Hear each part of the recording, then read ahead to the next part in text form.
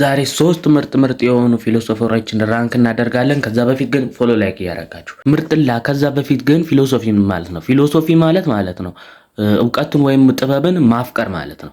ራንክ ወደ ማድረጋችን ደግሞ ስንገባ ሶስተኛ ላይ የምናደርገው ኢማኑኤል ካንቴ ነው።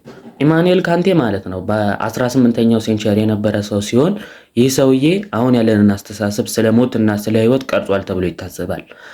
ያደረኩበትን ምክንያት ሶስተኛ ያደረኩበት ምክንያት ደግሞ ቀጥሎ ከሚመጡት ሁለት ፊሎሶፈሮች ዘግይቶ ስለመጣ ነው ማለት ነው። የነሱን ሐሳብ ዲቨሎፕን ያደረገው።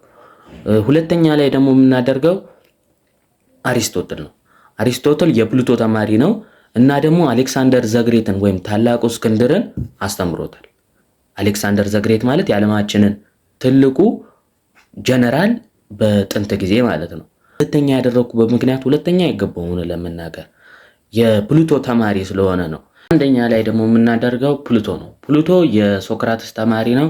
ሶክራትስ ደግሞ ለምን አንደኛ አላደረግከውም ካልከኝ ሶክራትስ የተጻፈ ዶክመንት የለውም። የተጻፈ ነገር ደግሞ ከሌለ ማንም አያውቅም አሁንም ቢሆን። ስለዛ ጎብዬ የተጻፈ ነገር ያስፈልጋል። ታሪክ ስራ አሁንም ይመችህ።